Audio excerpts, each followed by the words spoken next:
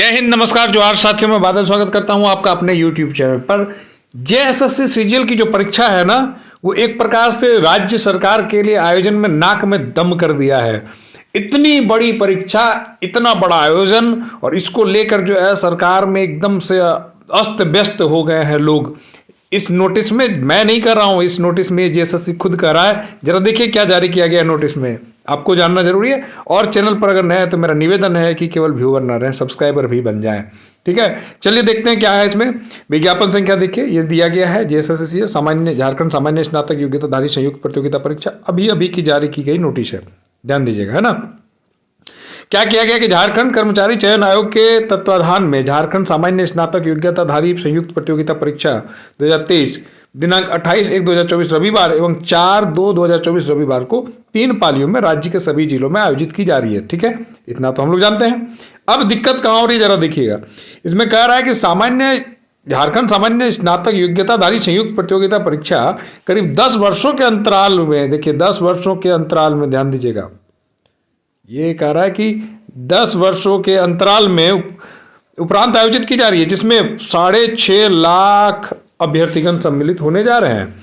अभ्यर्थियों की अत्यधिक एवं अति विशाल संख्या के कारण परीक्षा केंद्र राज्य के 24 जिला मुख्यालय के अलावा कुछ अनुमंडलों में भी निर्धारित किए जा रहे हैं, क्योंकि जिला मुख्यालय स्थित परीक्षा केंद्रों में पर्याप्त बैठने की क्षमता उपलब्ध नहीं है। ध्यान दीजिएगा, सभी जिला उपायुक्त उक्त परीक्षा के लिए अपने जिला अंतर्गत समन्वयक के रूप में निर्दिष्ट किए गए हैं और जिला मुख्यालय एवं संबंधित अनुमंडलों में उक्त परीक्षा का प्रबंधन संचालन संबंधित जिला प्रशासन के निकट नियंत्रणाधीन सुनिश्चित किया जाएगा। ध्यान दीजिएगा, परेशान हो गए हैं लोग, बिल्कुल से मैं कह रहा हूं कि देखिए इसमें सीटिंग कैपेसिटी उपलब्ध नहीं है उसके पास मुख्यालय में। मेरे ये वाले जो इसके पहले सेंटर वाली जो वीडियो थी उसमें आप जरा देखिए, उसमें कहाँ कहाँ राजस्थान से लोग कमेंट कर रहे हैं कि बोकारो जिला में सेंटर दिया है, बोकारो जिला से जिला मुख्यालय से 30 किलोमीटर दूर सुदूर गांव में सेंटर दिया है और 7:30 बजे सुबह रिपोर्टिंग है। बताइए वो व्यक्ति कहाँ जाएगा? न गांव में ठहरने की जगह है और ना व्यक्ति वो शहर से 30 किलोमीटर पहुंचने में उसकी हालत पंचर हो जाएगी। जरा देखिए, आयोग द्वारा इतने बड़े स्तर पर नियुक्ति प्रतियोगिता परीक्षा का संपादन अभी तक नहीं किया गया और पहली बार किया जा रहा है। आयोग इस बात को एक्सेप्ट कर रहा है कि इतना बड़ा नियुक्ति परीक्षा कभी नहीं किया आज तक और पहली बार आज कर रहे हैं। उक्त परीक्षा का शांतिपूर्ण एवं कदाचार रहित संचालन हेतु आयोग प्रतिबद्ध है और इसका शांतिपूर्ण करना है। और अभ्यर्थियों एवं उनके अभिभावकों से अपील है कि उक्त परीक्षा के शांतिपूर्ण एवं कदाचार रहित संचालन हेतु सहयोग करें। अब देखिए इसमें क्या कर रहा है, झारखंड प्रतियोगी परीक्षा भर्ती में अनुचित साधनों की रोकथाम एवं निवारण के उपाय अधिनियम 2023 दिनांक जो है 29/11/2023 से अधिसूचित हो चुका है। उक्त परीक्षा पर कड़ाई से लागू किया जाएगा। और अभी मैंने जो बताया था इस पर एक वीडियो दिए कि मैंने वो जो, अगर इसमें आप किसी प्रकार की अनफेयर मीन्स का प्रयोग करते हैं तो आप पर क्या क्या कार्रवाई हो सकती है। ठीक है, उक्त अधिनियम के अंतर्गत कदाचार अनुचित साधनों के उपयोग में संदर्भ में परीक्षार्थियों उनके सहयोगी व्यक्तियों के लिए निम्न प्रावधानित है। क्या क्या है जरा देखिए। अनुचित साधन में सम्मिलित है क्या? किसी परीक्षा के परीक्षार्थी के संबंध में प्रतियोगिता परीक्षा में किसी व्यक्ति या समूह से प्रत्यक्ष या अप्रत्यक्ष रूप से किसी भी रूप में किसी लिखित, अलिखित, उद्धृत, प्रतिलिपि, मुद्रित सामग्री, इलेक्ट्रॉनिक या सूचना प्रौद्योगिकी IT से प्राप्त सामग्री या कंप्यूटर आधारित परीक्षा में किसी प्रकार की अनुचित सहायता या अन्य अपराधिकृत सहायता लेना, किसी अपराधिकृत इलेक्ट्रॉनिक यांत्रिक उपकरण या गैजेट इत्यादि का उपयोग अथवा प्रयोग करना शामिल हो, उसमें नहीं कर सकते आप। अगर क्या कह रहा है, किसी भी व्यक्ति के संबंध में क्या कह रहा है कि प्रश्न पत्र के प्रतिरूपण, कॉपी या प्रकटन, लीकेज या प्रकटन का प्रयास या प्रकटन का षड्यंत्र कुछ भी अगर हो, पहला पॉइंट नंबर 2 कि अपराधिकृत रीति से प्रश्न पत्र को प्राप्त करना या प्राप्त करने का प्रयास करना या कब्जे में लेना या कब्जे में लेने की प्रयास करना। ध्यान दीजिएगा। पॉइंट नंबर 3 अपराधिकृत रीति से प्रश्न पत्र को हल करना या हल करने का प्रयास करना या प्रश्न पत्र हल करने में सहायता करना। 4 अपराधिकृत रीति से प्रतियोगी परीक्षा में परीक्षार्थियों के प्रत्यक्ष या अप्रत्यक्ष रूप से सहायता करना। ध्यान दीजिएगा। ऑनलाइन परीक्षाओं में प्रश्नों या प्रश्न पत्र का विवरण डाटा अपराधिकृत व्यक्ति को उपलब्ध कराना या हल करने हेतु निर्धारित कंप्यूटर लोकल एरिया नेटवर्क या सर्वर आदि से छेड़छाड़ करना और इसके लिए सहायता करना। पॉइंट नंबर 6, किसी भी प्रतियोगिता परीक्षा में प्रश्न पत्र की चोरी, जबरन वसूली या डकैती या परीक्षा प्राधिकरण के निर्धारित नियमों के विरुद्ध किसी भी प्रकार से उत्तर पुस्तिका को और optical mark recognition OMR seat को हटाना या नष्ट करना। ठीक है, ये देखिए 6 नियम बताए गए हैं। अब क्या कर रहा है, साधनों के उपयोग अथवा प्रयोग के प्रतिषेध कोई भी व्यक्ति किसी भी प्रतियोगिता परीक्षा में अनुचित साधनों का प्रयोग नहीं करेगा। परीक्षा केंद्रों में प्रवेश या प्रतिषेध कोई भी व्यक्ति जो प्रतियोगी परीक्षा से संबंधित कार्यों में तैनात नहीं है या जो प्रतियोगी परीक्षा के संचालन कार्य में नहीं लगाया गया है अथवा जो व्यक्ति परीक्षार्थी नहीं है परीक्षा के दौरान परीक्षा केंद्र में प्रवेश नहीं करेगा।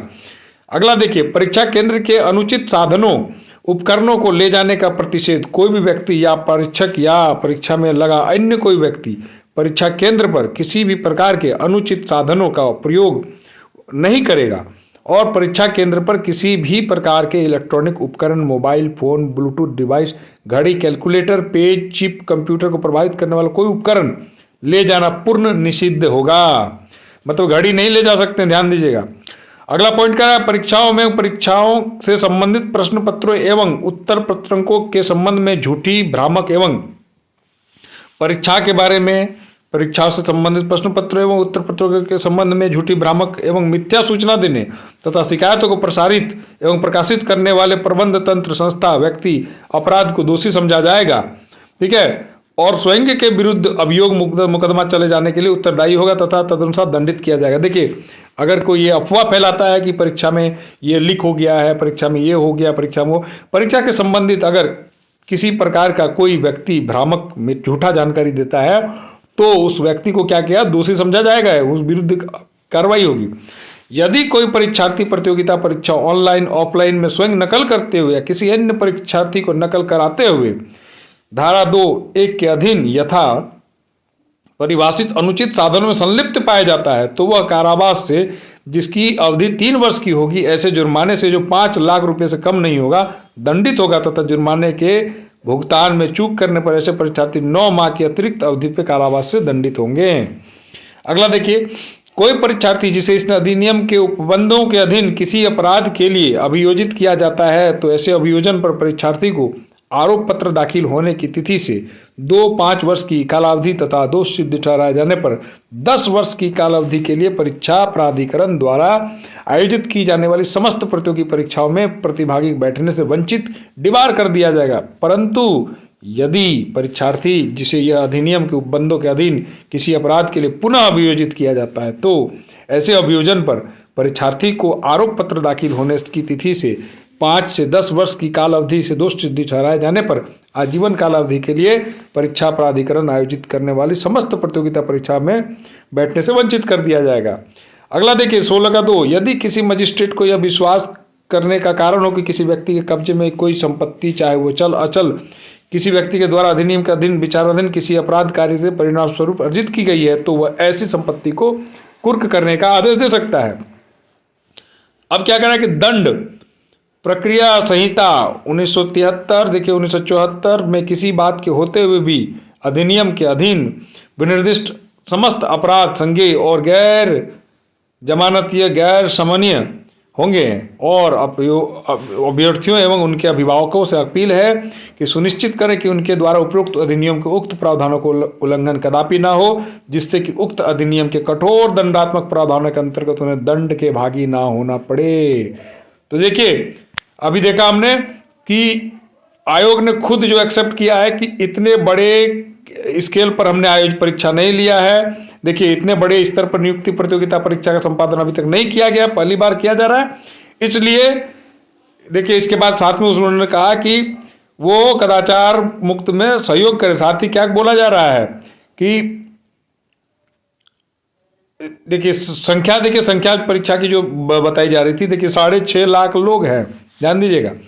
तो एक चीज ध्यान रखें, किसी प्रकार की अफवाह में ना पड़े। किसी प्रकार का कोई लेन देन की बात करता है, अगर कोई पैसे की बात करता है, कोई कहता है कि हम करवा देंगे, इतना पैसा दे दो, वो कर दो, तो ऐसी कोई अगर जानकारी हो तो आप आयोग के पास पेश करें और एग्जाम को फेयर होने में जो है मदद करें। साथ ही एक चीज ध्यान दें, कि किसी भी प्रकार की आपको क्या कहते हैं अनफेयर मीन्स में शामिल नहीं होना है, किसी को पैसा नहीं देना है, एग्जाम हॉल में OMR सीट से किसी प्रकार की छेड़खानी नहीं करनी है, आपको इस प्रकार का कोई गैजेट लेके नहीं जाना चाहिए जिससे जो कि आप संदेह के घेरे में आए। आप स्वस्थ रूप से स्वच्छ रूप से परीक्षा देने का काम करें, क्योंकि अगर आप इस प्रकार की कोई भी काम का या कार्रवाई काम करते हैं तो आपके विरुद्ध कार्रवाई होगी और यह आपका ही घाटा होगा।